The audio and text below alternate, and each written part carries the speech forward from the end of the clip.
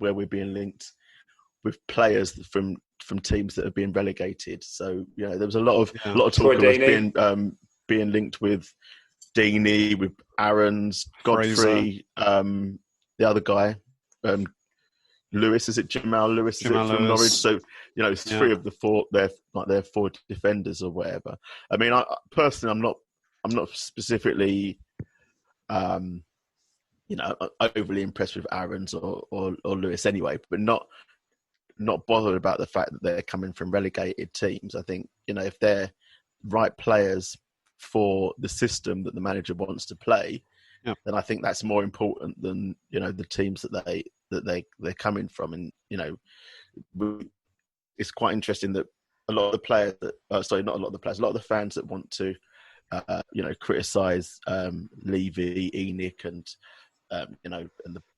our lack of progress and hold Liverpool up as a yardstick for our decline, but considering we were finishing ahead of them for so long, kind of neglect to mention the fact that Liverpool built, have established their team around, Robertson, who came from Hull, who was relegated, Wijnaldum that came from, Newcastle when he was relegated. Yeah. Shaqiri last season had a part to play in their success, in them getting Champions League and all and pushing up the league and nearly winning the league. But yet still they forget that, or they conveniently don't want to talk about that. So it's interesting. So I'm not, I don't have specific targets. I'm not really that bothered. But just we get players that will fit the system. So who the manager wants that will fit the system. I think that's the key for me. Great. Yeah, totally. Yeah.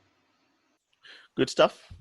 So before we got a couple of other bits to, I know we're kind of massively over, well, not massively over time, but we are over time. But I just want to talk about in the know, the in the know people that make their living. So I think there's a distinction between the in the know people and the copy paste people. So, there are people that claim to be in the know, and a lot of them, I think, just do it for a bit of banter, really, and build up a bit of following. But there are people, obviously, that will copy paste throughout the course of the year, and I think that my personal theory on this is that they're probably part, our equivalent of FTV in terms of being divisive and dividing and splitting the fan base, because you've got people that will follow them and believe everything that they see that they post, and then you've got people that are obviously against them. So I don't know, Andy, what are your thoughts on these people? I think the copy and pasters, and they know who they are, they do it because I think they seriously believe that they're doing a good service. And they also do it because they just get loads of likes, loads of followers, so that they can build up this so-called brand. And I think it works, to be honest. But I think it's a load of nonsense. And if people want to follow it, it's up to them. It's a bit of fun. But for me, I just think it's just completely. They've got too much time on their hands. Agreed. So there's only a few reasons why any of this information comes about. It's either because it's it's made up for clicks and likes. It's the equivalent of a story fills a newspaper to sell copies. Yeah. It's exactly the same principle. Agents may put it out there to boost their clients' stock, or alternatively to put the frighteners on another club that wants to go for them to kind of generate market interest. Yeah. Frankly, the fact of the matter is that certainly a club like Tottenham are only going to put information out there if it's to their advantage. They're not going to talk about players they want to buy or otherwise, unless it's their advantage. So why would you? Frankly, exactly. It's the first principle of negotiation. So if there's one thing we've learned about Daniel Levy, is that he's not going to start feeding information that is to his advantage. So I would say 95% of it is bullshit.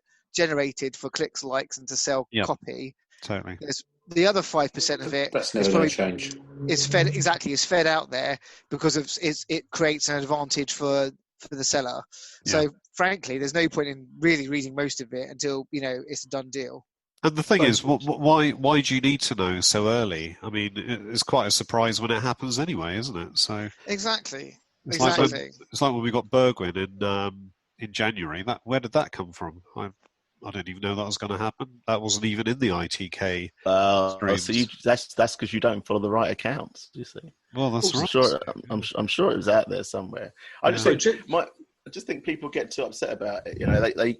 They see it, believe it, and then if it doesn't come to pass, then they get angry about it. They all start screaming. They all start screaming at the Spurs official Twitter account, announce whatever player it is they think that we should be signing. It's like, get a fucking grip, people. Also, the ridiculous thing is, you've got ITK, IKT,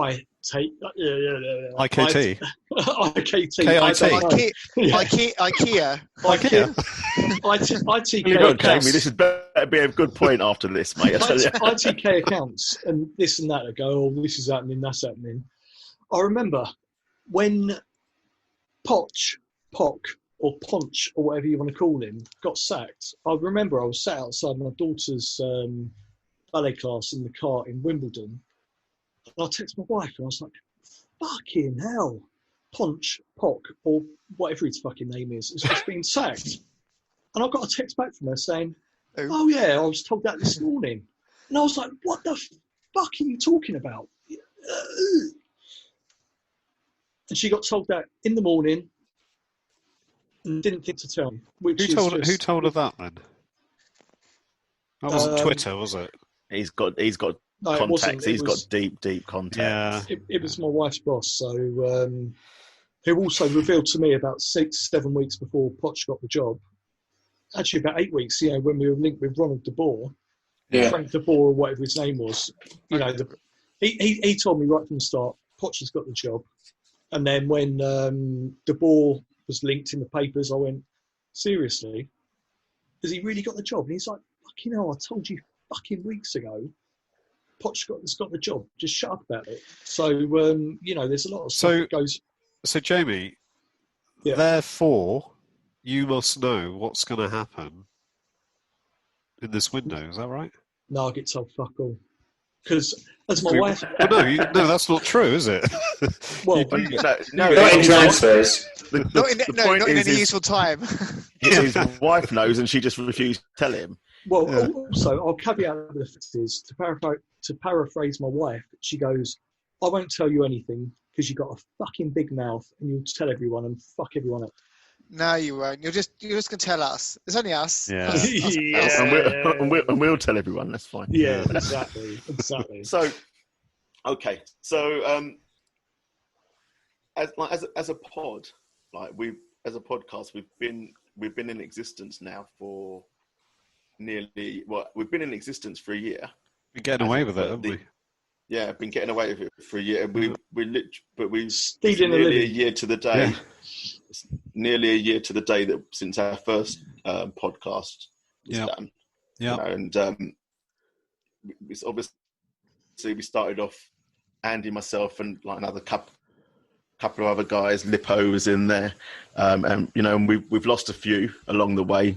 It's changed a bit, but it's evolved. We've now got Jamie, Simon, Stace regulars. I think we've had some really good guests over the past year. Some really good guests.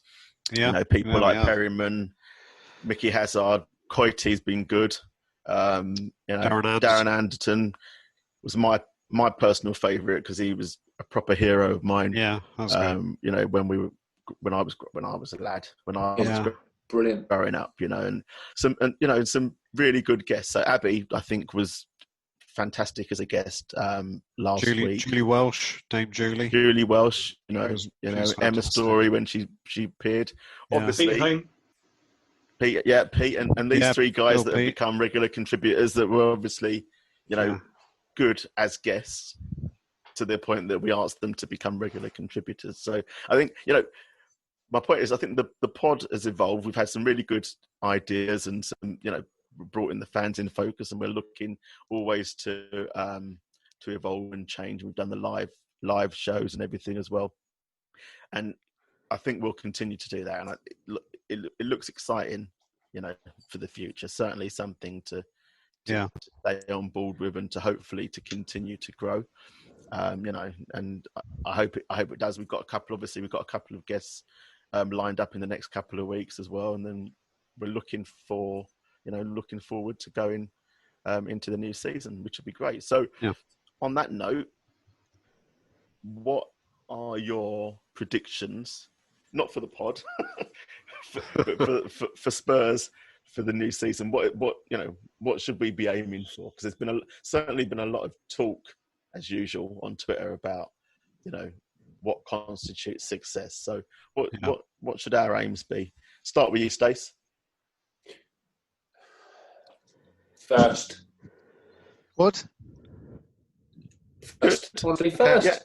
Yeah, exactly. First what? First in the Premier League. I want us to win the Premier League next year. And just that. Is that all we're doing? FA Cup. I don't think we'll do the FA Cup, but I think we'll have a chance in Europa. Yeah.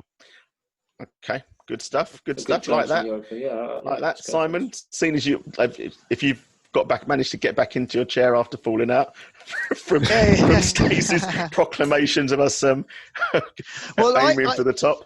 I kind of I think there's something in that. I think if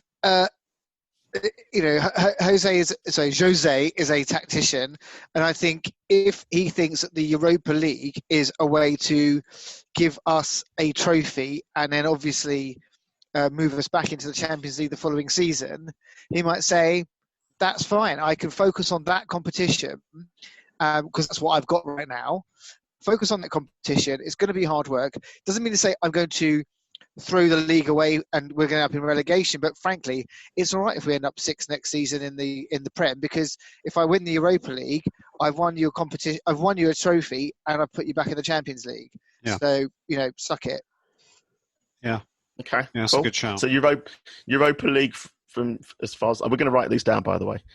Oh, So we'll come back to these. We're going to refer back to this. So I'm not saying it'll be right. I'm just saying it's a strategy, isn't it? Yeah. No, I think that's a fair strategy.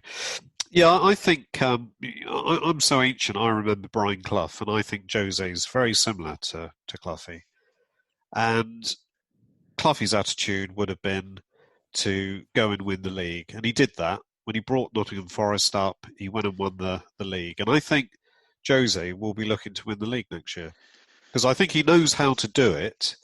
Whether he can get our team to do it is another matter. But I think what's key, of course, and I'm not saying he won't, I'm just saying that Levy has to support him in this window to give him the right players. Not £70 million players, but the right players, as you were mentioning earlier. And apparently the right players are all 70 million, £100 million players. Exactly. Those are the right players. That's how it works, isn't it? Yeah, apparently. And we've got to pay them £200,000 a week. Yeah, which is pay them what they want. Yeah. Well, which is why I just think that feels like an impossible.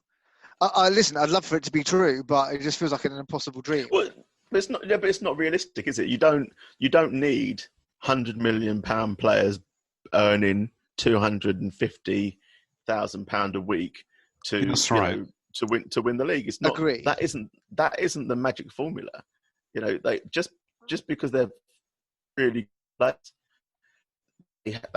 that's why they potentially command that fee. But it's not the magic formula. We've got a £60 million player sat on a bench, so it's not about the transfer fee and how much that player is earning. I think when England won the World Cup, and the reason, for example, England have never won the World Cup since, right, is because when England won the World Cup and one of the Charltons was saying this the other day, that was the one that died, Jack Charlton. Mm-hmm. They played an old interview of his, and he said that he couldn't play football, but in his mind, he wasn't a talented footballer, and his brother was,